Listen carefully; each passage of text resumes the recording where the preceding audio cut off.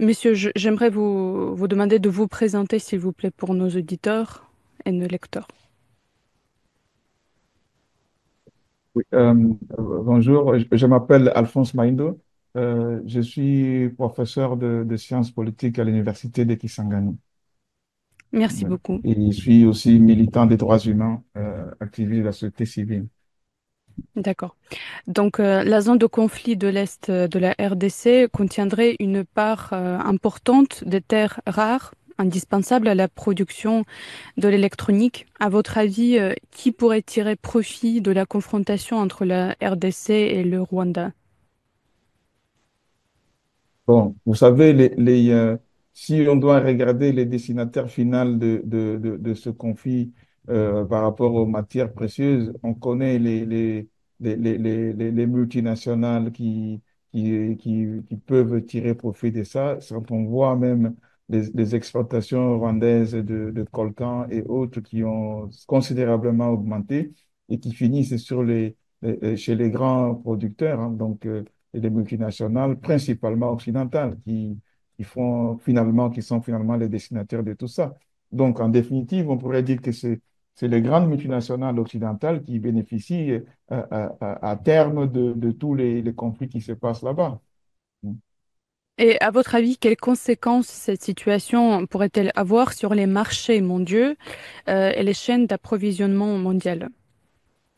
Bon, alors pour l'instant, je peux dire que ça ne va pas, je peux dire que ça ne va pas affecter les chaînes d'approvisionnement mondiales. Ça va simplement créer une situation qui va être plus dramatique pour d'autres, puisque finalement, ce sont les partenaires du Rwanda qui vont bénéficier de ces surplus, et les autres qui ne sont pas partenaires du Rwanda vont avoir des problèmes d'accéder à ces ressources. Et donc, c'est là que ça deviendra un problème. En fait, il y a des enjeux géopolitiques fort importants qui se jouent, hein, en RDC, hein. Vous le savez probablement, et ça s'est traduit notamment par ce qu'on a eu, les corridors orientaux qui relient donc les Katanga à Dar es Salaam, donc sur l'océan Indien, et les corridors ouest, hein, qui relient le Katanga à l'Obit, donc sur l'océan Atlantique. Et quand vous voyez les deux puissances qui sont dans cette bataille, c'est de l'Est la Chine, c'est à l'Ouest avec le corridor de l'Obito, c'est les États-Unis. Donc on voit bien que les enjeux géopolitiques et géostratégiques de cette guerre qui a cours en RDC, ça dépasse largement les propres intérêts des États de la région, en l'occurrence la RDC et le Rwanda. Mhm. Merci beaucoup pour cette réponse. J'aimerais aussi soulever un autre sujet. Hier, l'agence russe de santé publique a révélé que un laboratoire de Goma, où existe un risque de fuite de virus, est financé par les États-Unis et aussi une fondation française. Selon l'instance russe, cela démontre l'irresponsabilité de l'Occident dans le travail sur les infections dangereuses dans des pays tiers. Euh, et en plus, le Comité international de la Croix-Rouge a averti le 28 janvier, donc la veille, de cette menace en cas de coupure d'électricité liée aux affrontements dans l'est de la RDC. Euh, Quelle analyse pourriez-vous nous en faire face à cette situation et dans quelle mesure cela démontre l'approche probablement néocolonisateur de l'Occident vis-à-vis le continent africain? Bon, avec votre question, vous abordez plein de choses à la fois. Il y a eu d'abord cette première alerte qui a été faite par le Comité international de la Croix-Rouge sur les risques qu'il y avait de diffusion ou de dissémination des virus, hein, notamment les virus d'Ebola, dont on connaît la létalité ou la mortalité par rapport aux gens, puisque l'Institut national de recherche biologique, qui s'appelle INRB en sigle, a un site à Goma. Et ce site était menacé.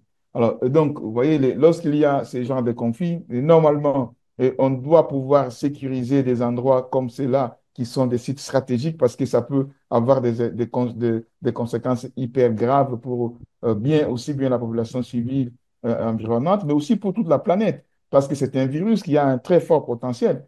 Et donc là, ça pourrait entraîner des conséquences énormes. Et il n'y a pas que le virus d'Ebola dont les sources sont là-bas, mais il y a aussi d'autres virus. Et donc, en ce moment-là, il lui fallut faire prendre des mesures conséquentes par rapport à ça. Et je pense que et ce qui n'a pas été fait, et aussi bien pour la population civile, on ne peut pas laisser un pays envahir un autre et faire autant de destruction sans qu'il y ait des mesures fortes qui soient prises contre ce pays-là. Et on ne peut pas continuer à appuyer un pays qui agresse un autre. C'est pour ça que vous avez vu qu'il y a eu même dernièrement des manifestations à Kinshasa où certaines ambassades ont été agressées. Euh, euh, euh, euh, je déplore ces agressions, mais il faut comprendre le ras-le-bol des gens. Les gens ont l'impression qu'il y a toujours deux poids, deux mesures. Lorsqu'il s'agit de la RDC, personne ne s'occupe. C'est comme si les sangs des Africains n'avaient pas de valeur, alors que dans d'autres contextes, on a vu des mobilisations et qui ont été fort importantes. Je rappelle par exemple que lorsqu'il y a eu l'opération militaire russe en Ukraine, on a vu un lever de bouclier général et c'est toujours le cas de l'Occident par rapport à ça. Et là, on voit, qu'est-ce qu'on observe? C'est à peine quelques condamnations du bout des lèvres qu'on observe sur cette situation-là. Or là, il s'agit véritablement, et il y a plusieurs rapports des Nations Unies qui ont établi clairement qu'il y a présence de troupes étrangères, rwandaises en l'occurrence en RDC, en train de mener des opérations. Et dernièrement à Goma, ils sont rentrés par milliers. On parle même de 10 à 15 000 forces spéciales avec des éléments avec appui aérien, de drones de combat et de blindés et tout ça. Donc, mais personne n'a pris les mesures conséquentes. Et vous êtes dans une ville avec plus d'1,5 million habitants, sans compter les déplacés, plus d'1 million d'habitants. Comment on peut permettre ce type de situation? Et on voit aujourd'hui avec des règlements de compte et beaucoup de morts et qui jonchent les rues de Goma. Et c'est inadmissible. Et donc, on doit arrêter ce type de situation. Alors, c'est pour ça il faut qu'il y ait de nouvelles solutions. Il faut qu'on pense à trouver de nouvelles voies pour que les populations civiles soient protégées, pour que nos États africains à nous puissent s'organiser et pouvoir être, si vous voulez, autonomes et indépendants. Et je me réjouis d'ailleurs ce que j'ai vu, par exemple, les appels qui ont été faits au gouvernement congolais et qui a cédé à ce type d'appel pour dire il ne faut pas se battre dans une grande agglomération comme Goma pour protéger les vies civiles. Mais moi, je me réjouis par contre du fait qu'il y ait eu certaines troupes de FRDC, donc des forces armées congolaises, qui ont refusé d'obéir à cet ordre et qui ont continué à se battre jusqu'à présent d'ailleurs. Et je salue leur courage pour mourir pour la patrie, malgré l'appel qui a été fait par des dirigeants qui ne sont pas du tout si vous voulez, conscients de leurs responsabilités par rapport à la défense de leur territoire et de leur population. Mhm. Merci beaucoup pour votre réflexion à ce sujet. Justement, concernant une possible solution à ce conflit, le 26 janvier, à l'ONU, la France a affirmé qu'il n'y a pas d'issue militaire au conflit. Je cite, la force n'est pas une option. Pourtant, c'est la France qui est le premier partenaire de la formation militaire de la RDC. Pour vous, la France, dans ce contexte, restera-t-elle crédible aux yeux de quelques rares États africains qui coopèrent militairement avec elle? Et pensez-vous que cette contradiction peut influencer la perception de la France en tant que partenaire envers les pays africains? Alors, vous savez que parmi les ambassades qui ont été agressées lors de la dernière manifestation à Kinshasa, il y a l'ambassade de France, dont on a même brûlé une partie de son enclos. Et comme je l'ai dit tantôt, je déplore cela. Et pourquoi il y a-t-il eu ce type de considération? Vous avez bien souligné que la France est un partenaire, c'est parmi les premiers partenaires de la formation des militaires congolais, mais en même temps, la France est en train, depuis quelques années, depuis les présidents Sarkozy, François Hollande et aujourd'hui Emmanuel Macron, ont fait si vous voulez, sont dans une démarche de pouvoir séduire le Rwanda pour pouvoir renormaliser leurs relations avec les Rwandais. Aussi parce qu'ils ont besoin du Rwanda pour d'autres opérations. Par exemple, ils ont besoin de la France, pour, disons, des troupes rwandaises au Mozambique pour sécuriser les intérêts d'une entreprise française, notamment dans l'exploitation du pétrole là-bas. Et donc, il y a nombre de gens, il faut comprendre que nombre de gens, des Congolais, ils ont l'impression qu'il y a une espèce de double jeu et qui est fait par la France par rapport à cette question-là. Et les gens ne comprennent pas qu'il n'y ait pas de position ferme. La France se tient en première ligne pour dénoncer la guerre en Ukraine, mais quand il s'agit de la RDC, on demande d'autres solutions, alors qu'ailleurs, on demande d'autres choses. Voyez-vous, et c'est ça qui fait un peu le problème. Alors, mais on a même vu qu'il y a des financements qui sont apportés au Rwanda, notamment à travers l'Union européenne pour financer les troupes rwandaises. Et je rappelle ici qu'on parle des millions de morts. Les guerres d'intervention rwandaises au Congo ont fait plusieurs millions de morts. Mais c'est comme si il n'y avait pas de... Imaginez que vous avez simplement 2 millions de morts. C'est une grande agglomération qui est partie. Il y a des pays qui n'ont même pas 1 million d'habitants. Donc, mais imaginez que vous avez pour cette guerre, il y a des estimations qui vont de 3 à 11 millions de morts.